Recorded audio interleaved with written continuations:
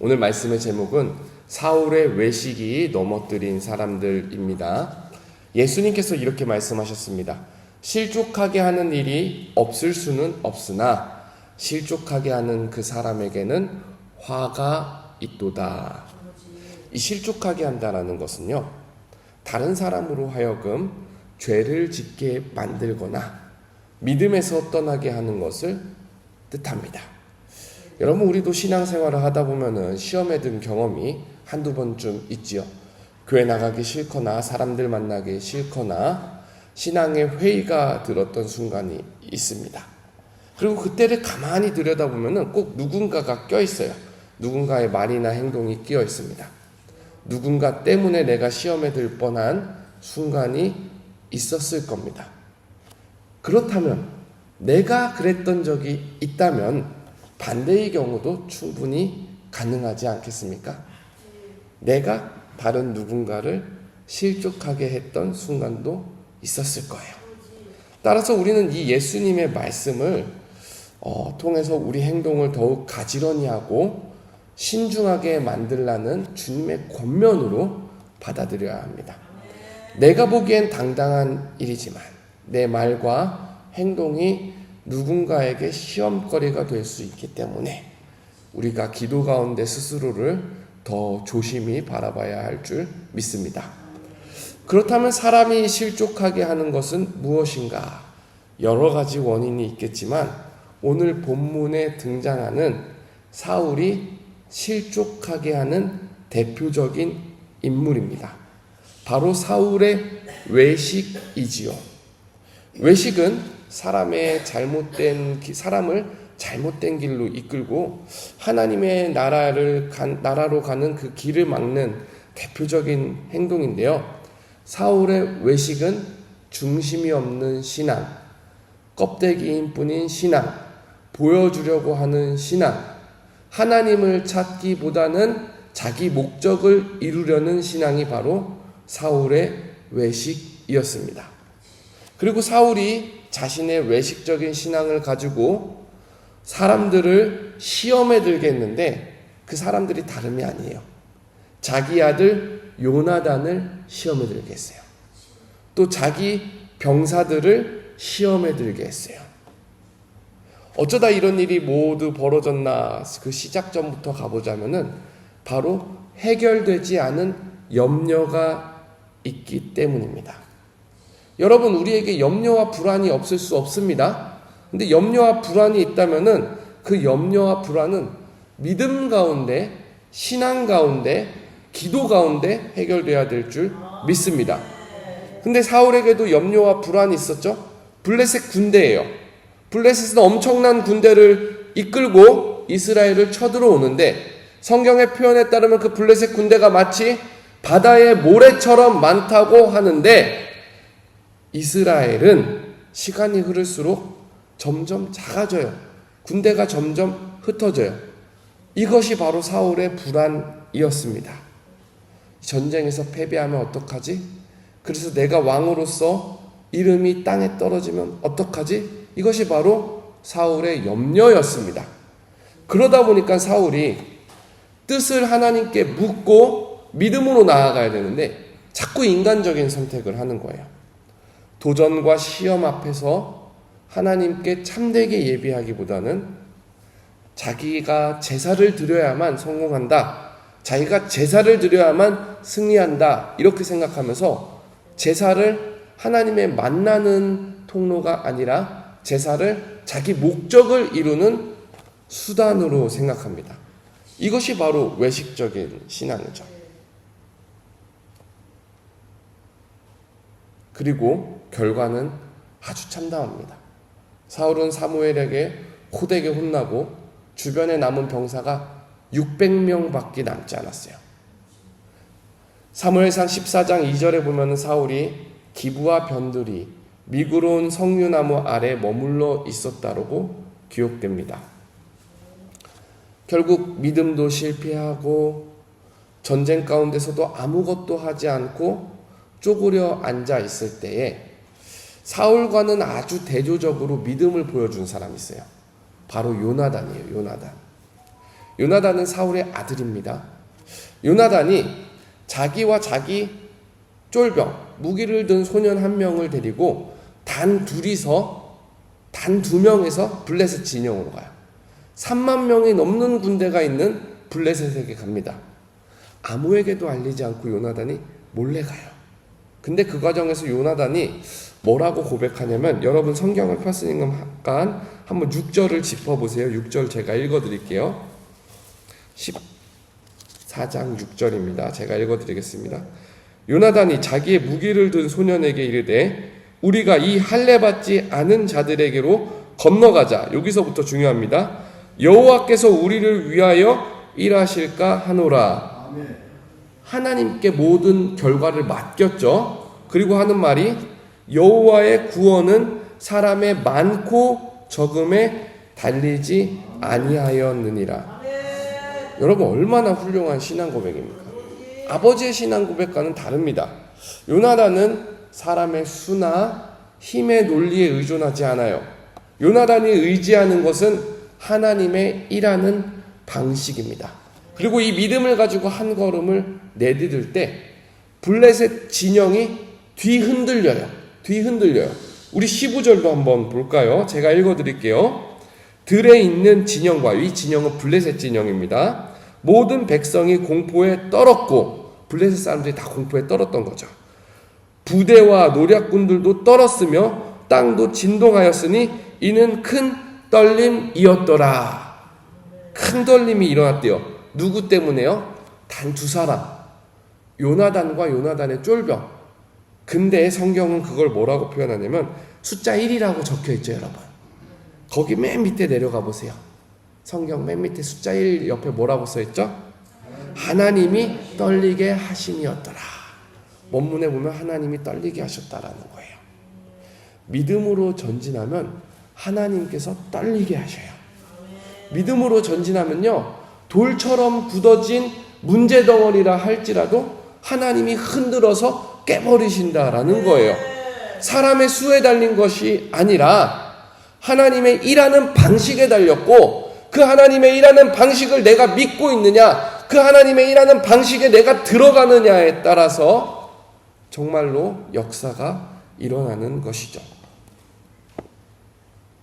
요나단이 이렇게 훌륭하게 하나님과 함께 동행하면서 싸우고 있을 때 사울은 멀리서 블레셋 진영을 보니까 뭔가 소동이 난 것 같아요.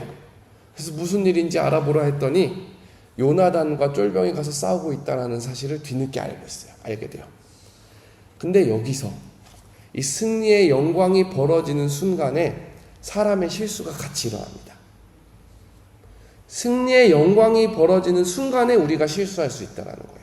무슨 말이냐면요, 사울이 아들 요나단이 이기고 있는 순간에 자기도 뭔가 숟가락을 하나 얹어야겠다라고 생각을 한 거예요.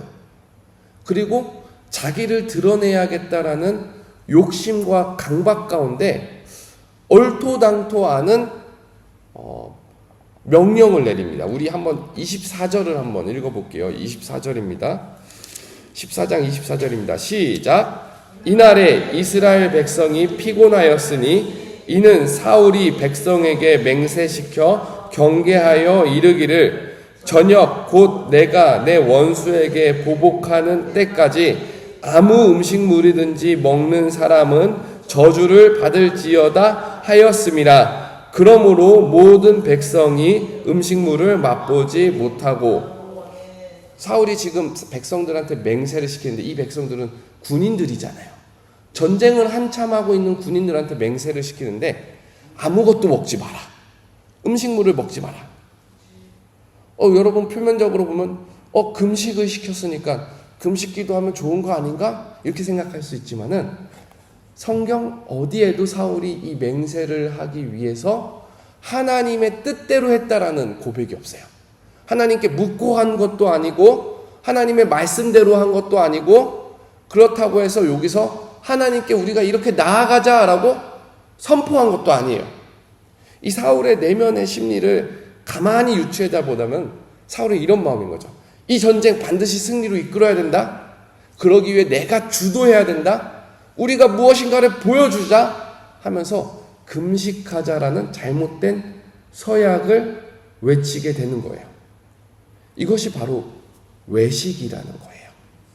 여러분, 서약은요, 누구의 뜻에 맞아야 돼요? 하나님의 뜻에 맞아야 돼요. 근데 사울의 서약의 중심에 누구가 중심이 되고 있어요? 하나님이 주도가 아니라 자기가 주도가 되고 있어요. 자기가 주도가 되면서 나의 업적을 만들고, 그리고 나의 동기가 가장 우선해야 된다라는 것이 사울의 뜻이에요. 그 동기가 뭐죠? 내 원수에게 보복하겠다. 24절 앞에 보면 내 원수에게 보복하겠다. 미움이라는 동기가 있었던 거예요. 그러다 보니까 올바른 판단을 할 수 없는 거예요. 하나님의 말씀에 보면요, 율법에 보면요, 전쟁 중에 병사들에게 먹을 것을 허락하라라는 율법이 신명기 20장에 있어요. 기록이 되어 있는 말씀이에요. 근데 사울은 전쟁을 하는 병사들에게 밥을 먹이라라는 하나님의 명령을 새카맣게 잊어버리고 내가 뭔가 보여줘야 된다라는 이것 때문에 반대로 가는 거예요. 야, 우리 다 금식하자. 입을 틀어막고 싸우자. 하나님의 법을 무시하고 자기 조급함과 복수심으로 거룩한 척 서약을 강요하는 거죠. 그리고 강요하는 가운데 내가 만든 이 율법, 내가 만든 이 거룩한 행동을 어기는 사람은 다 저주받을 사람들이야 하면서 사람들을 시험에 들게 하는 겁니다. 이것은 신앙이 아니에요. 외식이에요. 외식은 사람을 얽매이게 만들고 죽이게 만듭니다. 마치 예수님 당시의 바리새인들과 같습니다. 바리새인들이 어땠습니까? 자기가 지키지도 못할 신앙의 규칙들, 신앙의 법들을 만들어 놓고 사람들을 끌어다가 그 규칙들을 억지로 지키게 했어요. 사랑하는 여러분, 우리 가운데 똑같은 실수가 반복되진 않는지 한번 되돌아봐야 합니다. 신앙생활은요, 하나님 앞에서 하는 거예요. 신앙생활은요, 하나님 말씀대로 하는 거예요. 신앙생활은요, 그렇게 해서 하나님만을 높이는 거예요. 그런데 신앙 가운데 내가 주목받고 싶은 열망이 있다면 하나님이 높여지겠습니까? 아니죠. 내가 하나님 앞에서 하나님을 가리려고 하는 거죠. 내가 사람들 앞에서 하고 싶은 마음이 앞설 때 우리는 외식하는 사람이 될까 두려워해야 합니다. 말씀이 전하는 의와 사랑의 원리를 무시하고 다른 사람을 잘못된 방향에 얽매이게 한다면, 다시 말해서 내가 알고 있는 신앙의 기준으로, 내가 생각하는 신앙의 기준으로 다른 사람들을 손가락질하는데 급급하다면 이것은 결국 올바른 믿음의 방향이라 할 수 없습니다. 외식된 신앙은 내 주변의 사람을 아프게 할 뿐만이 아니라 나도 하나님으로부터 멀어지게 합니다. 따라서 우리가 혹시나 외식하고 있지는 않은지 기도 가운데, 말씀 가운데 스스로를 되돌아볼 수 있어야 돼요. 사울의 외식은요, 사울 주변 사람들을 힘들게 했어요. 전쟁을 치르는 사람들이 얼마나 배고프고 힘들겠습니까? 얼마나 먹고 싶겠어요. 승기가 이스라엘 쪽으로 기울고 이스라엘 군대가 블레셋을 추격하다가 사단이 나요. 이스라엘 군대가 탈취한 물건들 가운데 양과 소와 송아지들을 보니까 이스라엘 사람들이 너무 배고파서 32절에 보니까 이 동물들을 잡아가지고 어떻게 먹냐면 핏째 먹어요. 핏째. 익히지 않고 핏째 먹어요. 근데 하나님의 말씀에 보면은 핏째 먹지 마라. 핏째 먹는 것은 하나님의 얼굴을 대적하는 것이다. 핏째 먹는 것은 하나님의 백성 중에서 끊어지는 반역행위이다. 하나님의 율법이 이렇게 만들어놨거든요. 근데 사울이 만든 외식의 법 때문에 굶주린 백성들이 사울 말을 따르려고 하다가, 사울 눈밖에 나지 않으려고 하다가 더 큰 하나님의 말씀의 법을 어기게 된 거예요. 바로 사울의 외식이 사람들을 걸려 넘어지게 한 겁니다. 사람들만 걸려 넘어졌습니까? 사울 아들이 걸려 넘어졌어요. 아버지 사울이 뭐라고 맹세했는지 전혀 알지 못했죠. 왜냐하면 요나단은 싸우고 있었거든요. 그러다가 요나단은 너무 배가 고파가지고 지나가다 꿀송이가 있는 거예요. 그래서 자기 지팡이를 가지고 꿀을 찍어다가 먹었어요. 그러니까 눈이 막 번쩍번쩍해요. 배고픈데 꿀을 먹으니까 정신이 번쩍 듭니다. 근데 사울이 아무리 하나님께 구해도 뜻을 구해도 하나님이 대답을 하지 않자 사울과 사람들이 야 누가 음식 먹었어 하면서 제비뽑기를 하는 거예요. 그러니까 백성들과 사울과 요나단이 있는데 누가 뽑히냐면 사울과 요나단이 뽑혀요. 또 사울과 요나단이 있는데 요나단이 뽑혀요. 그러니까 사울이 야 너 죽어야 돼. 내가 맹세했어. 너 죽어야 돼. 그러니까 백성들이 거기서 뜯어말립니다. 우리 45절을 한번 읽어보겠습니다. 14장 45절입니다. 한 목소리로 읽겠습니다. 시작. 백성이 사울에게 말하되 이스라엘의 이 큰 구원을 이룬 요나단이 죽겠나이까 결단코 그러하지 아니하니이다. 여호와의 살아계심을 두고 맹세하옵나니 그의 머리털 하나도 땅에 떨어지지 아니할 것은 그가 오늘 하나님과 동역하였음이니이다 하여 백성이 요나단을 구원하여 죽지 않게 하니라. 아멘. 사울의 외식으로 시작했어요. 사울의 잘못된 서약으로 시작했어요. 근데 결국 자기 아들도 죽일 뻔하였습니다. 다행히 백성들의 탄원으로 요나단이 목숨을 건집니다. 외식하는 신앙은 이렇게 해가 됩니다. 하나님 앞에서 진정성이 없고 형식적이고 껍데기인 위선은요, 겉으로는 종교 행위를 강조해요. 근데 그 종교 행위를 강조하는 가운데 내 의를 드러내고 싶어 합니다. 그때 나 자신을 먼저 속이게 되고 그리고 내 주변 사람들에게 해를 미치게 되는 거죠. 사랑하는 여러분, 이번 한 주를 한번 우리 되돌아봅시다. 혹시나 내가 한 가지라도 내가 말하는, 내가 생각하는 신앙의 이름으로 내 주변의 누구를 힘들게 하지는 않았나?